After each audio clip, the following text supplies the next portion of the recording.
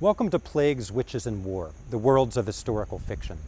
In this first video, I'm going to give you a sense of the course as a whole, how it's designed and organized, how it will unfold, and so on. I want to get you oriented briefly on the subject of the class as well as the class itself.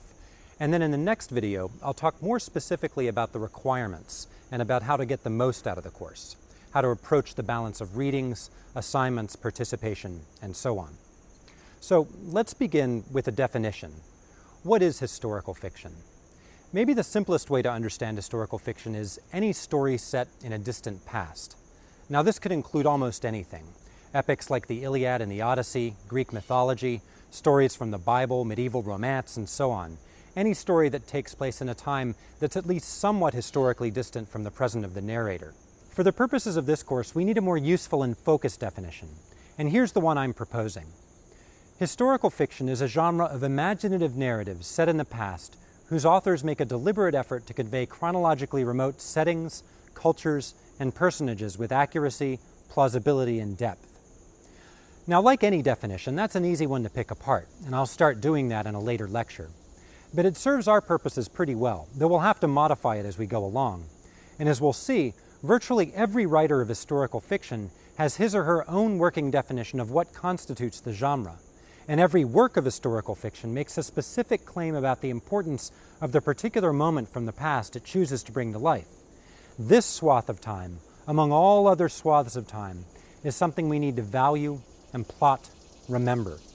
So our collective understanding of historical fiction will be very much a work in progress as this course proceeds. Every time we read a new work or listen to one of our visiting writers and scholars, we'll need to shift our comprehension of historical fiction to accommodate the wide diversity of claims and counterclaims about its definition and its nature. And those differences, I think, are a good thing. They're part of what I hope will make this course a provocative and challenging one for those of you who are interested in this genre, as I very much am.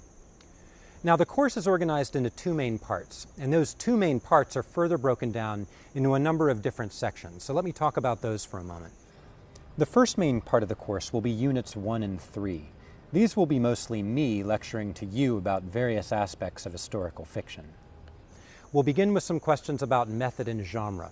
I'll talk to you about how we define historical fiction, give you some ways of thinking about the complexity of the genre as it's changed over time. Then we'll think about the prehistory of historical fiction. What did historical fiction look like in the age before the historical novel, for example? We'll go all the way back to the Greeks to start answering that question, and I'll talk as well about prose fiction in the Renaissance. I'll then pose the question of the origin of the historical novel by looking at two important works in the genre. Sophia Lee's The Recess, published in 1783, set during the reign of Elizabeth I in the 16th century, very influential work in the rise of the Gothic novel, and Sir Walter Scott's Waverley, a work set largely in Scotland during the Jacobite uprising in the 18th century, and a book that used to be described as the first historical novel. And I'll talk about some of the controversies around that label in a later lecture. Then in the last lecture of Unit 1, I'll consider historical fiction as a global genre, from sub-Saharan Africa to the 19th century Americas. While this course will mostly be covering the Anglo-American tradition, I'm hoping we can work together in the discussion forums to think about the transnational dimensions of the historical novel, and that you'll help your fellow students and help me identify works from your home countries or regions that might be unknown in other parts of the world. Unit 3 of the course will examine some of the more interesting and important examples of historical fiction of the 19th and early 20th centuries. We'll look at James Fenimore Cooper's Leatherstocking Tales, an epic sequence of historical novels that explore the world of the American frontier in the 18th century. In this unit, we'll also be reading William Wells Brown's Clotel, or The President's Daughter, regarded as the first novel in the African-American literary tradition. Among other things, Clotel explores Thomas Jefferson's relationship with his slave Sally Hemings and its implications for the politics of race in antebellum America. I'll also have a lecture on A Tale of Two Cities, Charles Dickens' masterful account of the French Revolution as it affects the lives of people in London and Paris. And fans of mystery writing will be happy to know that we're going to consider the beginning of the historical mystery in the 19th century. And here our text will be Anna Katharine Green's The Forsaken Inn. It's a virtually forgotten book, published in 1889, that tells a haunting tale set in a country inn over the final decades of the 18th century. I'll be in the University of Virginia's Special Collections Library for that lecture, and I'll show you an early edition of The Forsaken Inn. Historical fiction also had an important, if problematic, role in literary modernism, a topic I'll explore through Virginia Woolf's Orlando, set during the reign of Queen Elizabeth I, and William Faulkner's Absalom, Absalom, a modernist novel set before, during, and after the American Civil War. I'll also touch on the popularization of historical fiction in the period between the world wars. Here you might think of Margaret Mitchell's Gone with the Wind, set during the Civil War and Reconstruction, or Robert Graves' fiction of ancient Rome, I, Claudius, published in 1934, set during the reign of the Emperor Claudius. And Unit 3 will end with a discussion of the new historical novel in Latin America. And I'll be joined by my colleague in the Department of Spanish, Italian, and Portuguese, Gustavo Peon, a prominent scholar and translator of historical fiction of modern Latin America. These works are the tip of a very large iceberg. If we just think of a few other major 19th century novels we won't be covering in this class, you'll get a sense of how narrow and partial the perspective I'll be giving you inevitably is. Works like Leo Tolstoy's War and Peace, published in 1869 but depicting the events of the Napoleonic Wars and the French invasion of Russia in 1805, or Nathaniel Hawthorne's The Scarlet Letter, set in the Puritan Massachusetts colony 2 centuries before its publication in 1850. The novelist George Eliot is most famous for Middlemarch and Silas Marner, novels set in her own 19th century. But she also wrote a wonderful historical novel, Romola, set in Florence during the Italian Renaissance. And this list goes on. Melville, Flaubert, Balzac, Dumas. This was the great age of historical fiction, and it's difficult to think of a major 19th century novelist who didn't write at least one historical novel. Over the last few decades, historical fiction has only increased in popularity, with works like Patrick O'Brien's Aubrey and Maturin series, including Master and Commander, Hilary Mantel's Wolf Hall, which won the Man Booker Prize a few years ago, and the work of best-selling historical novelists like Ken Follett, Bernard Cornwell, and Philippa Gregory, among others. This is to say nothing of the massive interest among today's readers in historical romances, historical thrillers, historical mysteries, and so on. So, historical fiction is a huge, capacious genre with all kinds of offshoots, and an 8-week class can only cover so much. So I want you to know from the beginning that I'm painfully aware of how much I could be covering in this class. And while the choices I've made of what to cover aren't arbitrary by any means, they are highly selective, and you should go in knowing that they reflect my biases, my particular tastes, and my own blind spots. Almost all of the novels I'll be lecturing on are available free and in full online. I'll provide links to them in the Readings tab, give you some recommended chapters and pages, as well as a lot of supplemental reading for context and background in the lectures themselves.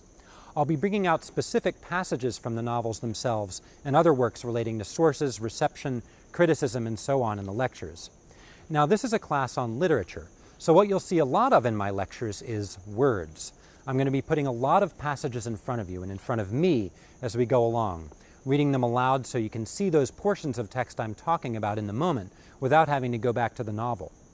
Often I'll put a quite long passage on the screen, pulling out notable words and phrases, showing you how the author is working with historical material or narrative voice at particular moments, and so on.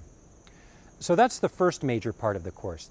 The second major part of the course will feature 5 contemporary writers of historical fiction. Each of these authors will be holding a discussion with my students here on the grounds at the University of Virginia.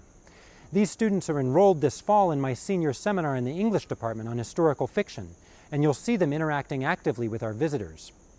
Our visiting novelists will be sharing with us their approach to the mysterious craft of historical fiction, which can seem like a kind of literary alchemy. They'll talk about how they use archival sources, how they recreate historical characters, how they put together dialogue and settings, and more generally, how, as writers, they bring the past to life. And I think you'll hear a lot of different takes on the nature of historical fiction as a genre and as a creative art. All of these writers will be bringing their own unique perspectives with them into our class and into its discussions. So let me introduce our visiting novelists to you in alphabetical order. First, Jane Allison, Professor of Creative Writing here at the University of Virginia. She's the author of 3 novels, including The Marriage of the Sea, which was a New York Times notable book for 2003, as well as a recent memoir, The Sisters Antipodes. We'll be reading from her first novel, The Love Artist, featuring the poet Ovid and his mysterious exile from Rome to the shores of the Black Sea. Next, Geraldine Brooks. She's an internationally best-selling novelist whose works have been translated into dozens of languages. She received the Pulitzer Prize for Fiction in 2006 for her novel March. She'll be visiting our class to discuss Year of Wonders, which recreates a mountain village beset by plague in 17th century England. Yangtze Chu is the debut author of The Ghost Bride, identified as a selection in Barnes & Noble's Discover Great New Writers series for fall 2013. The novel is set in colonial Malaysia in the 1890s, and it explores the Chinese tradition of spiritual marriage through the eyes of a young woman haunted by the ghost of her prospective husband. Katherine Howe is a New York Times best-selling novelist, as well as a scholar and teacher of American culture. She'll join us to discuss The Physic Book of Deliverance Dane, which tells a trans-historical tale of witchcraft, magic, and persecution from the 17th century to the present. And finally, Mary Beth Keane, who received her MFA from the University of Virginia and in 2011 was named one of the 5 under 25 by the National Book Foundation. We'll be reading from her novel Fever, which retells the story of Typhoid Mary, an Irish immigrant living in New York who was identified as the first immune carrier of typhoid fever in America. I'll be providing you with links to all 5 of these novels, as well as some historical materials for context. These seminars will be pre-recorded, but we'll also have a number of opportunities for real-time interactions with our guests, chats on the forums, a Twitter stream, perhaps some Google Hangouts. I'm honored that these contemporary writers have offered their time and their energy to this course, and I hope you'll find their visits an engaging dimension of our class as it progresses. Finally, aside from our 5 visiting novelists, I'll be holding a series of author conversations with a number of novelists and scholars over these next 8 weeks, including Matthew Pearl and Andrew Taylor, 2 internationally best-selling writers of historical fiction, and Michael McKeon, one of the world's leading scholars of the history of the novel, as well as several others. I'll be recording these conversations on Skype, and then I'll post them along with the lectures and seminar videos as we go along. Now, if you use Skype, you'll know that connections can sometimes be pretty spotty, and you'll notice that these conversations are a bit rough and ready. They're split screen, sometimes a bit fuzzy, not the polished videos that you'll be seeing in lectures and seminars. So I want you to think of them as a more informal supplement to the other components of the course. But they will give us an even broader sense of the diverse lives of historical fiction within and beyond the Academy. And I hope you'll enjoy this aspect of the course as much as I've already enjoyed putting it together. So that's Plagues, Witches, and War in a nutshell. I'm excited to have this opportunity to teach historical fiction to such a diverse group of students from around the world. And please don't hesitate to post any questions or concerns in the forums as they arise. The next lecture is about the assignments and about how you can get the most out of this class. So I encourage you to view that shorter video when you have a few minutes. I hope you enjoy the course.